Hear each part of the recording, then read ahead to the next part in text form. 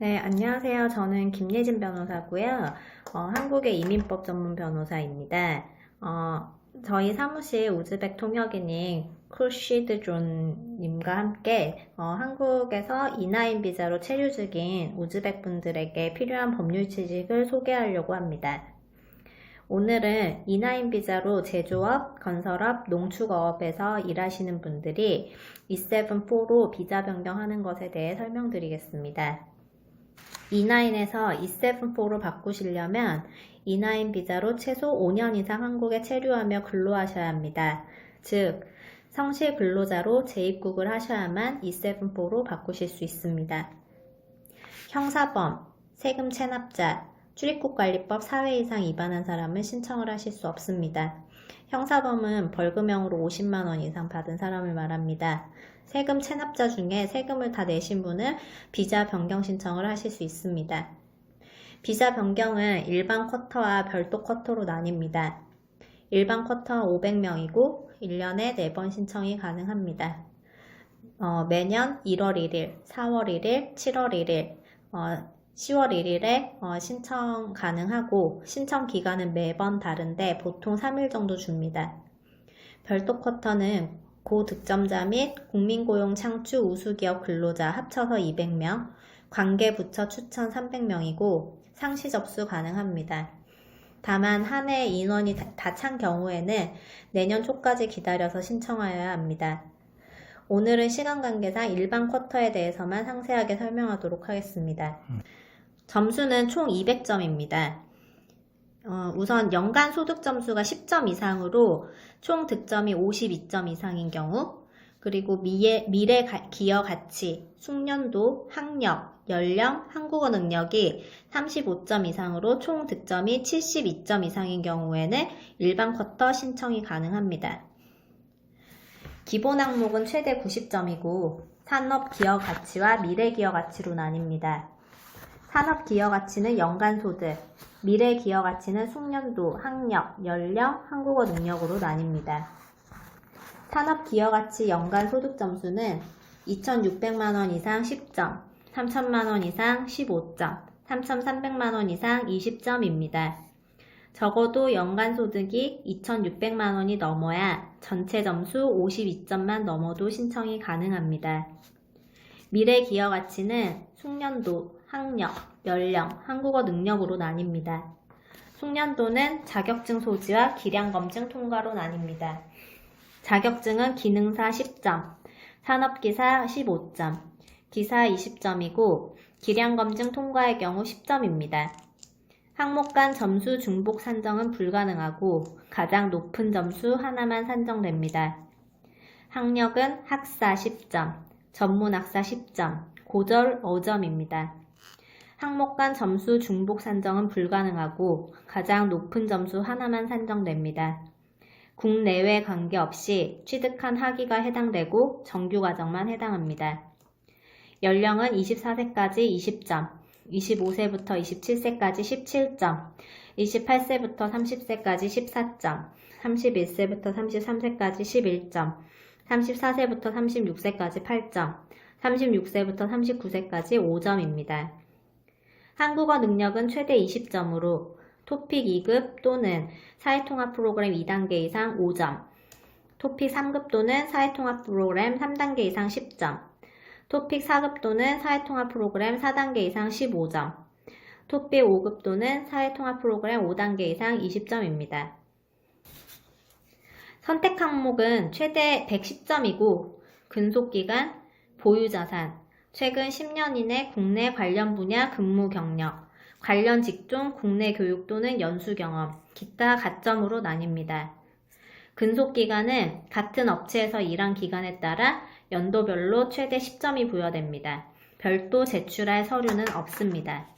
보유자산은 최대 35점으로 2년 이상 국내 정기적금은 월 단위 적립식 적금으로 월 적립금 80만원 이상인 경우에만 해당하며 3천만원 이상 5점, 6천만원 이상 10점, 1억원 이상 15점입니다. 국내 자산은 신청일 기준 1년 이상 보유 중인 본인 소유 부동산, 토지, 주택, 건물만 해당하며 5천만원 이상 10점, 8천만원 이상 15점, 1억 원 이상 20점입니다. 2년 이상 국내 정기적금과 국내 자산은 중복 산정이 가능하며 이 경우 국내 자산은 2년 이상 국내 정기적금을 제외한 금액만 인정됩니다. 현재 E9으로 입국한 지 얼마 되지 않은 외국인은 2년 이상 국내 정기적금을 미리 준비하는 것이 좋습니다.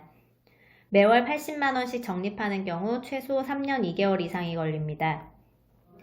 최근 10년 이내 국내 관련 분야 근무 경력은 최대 15점입니다. 뿌리산업 분야 및 농축어업 분야는 4년 이상 10점, 6년 이상 15점, 일반 제조업 건설업 분야는 4년 이상 5점, 6년 이상 10점입니다. 두 항목은 중복 산정되지 않습니다. 뿌리산업 분야 및 농축어업 분야는 신청에 현재 1년 이상 계속 뿌리산업 및 농축산업 분야에 근무 중인 사람으로 해당 분야 근무 기록만 인정됩니다. 가점은 최대 40점으로 국내 유학 경험, 관련 중앙부처 추천, 읍면지역 근무 경력, 사회공헌, 납세 실적으로 나뉩니다. 국내 유학 경험은 전문학사 3점, 학사 이하 5점, 석사 이상 10점입니다. 해당 직종, 관련 전공은 불문합니다. 학력 항목과 관련 직종, 국내 교육 경험과 중복 가능합니다.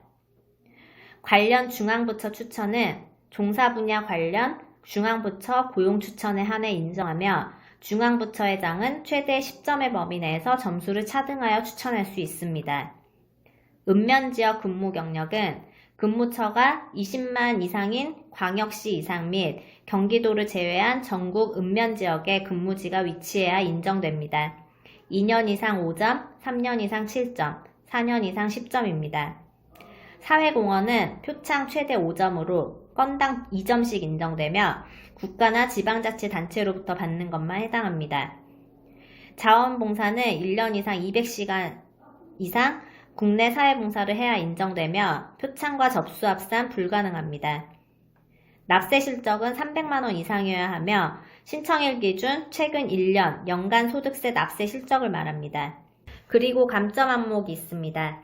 감점은 최대 50점 됩니다.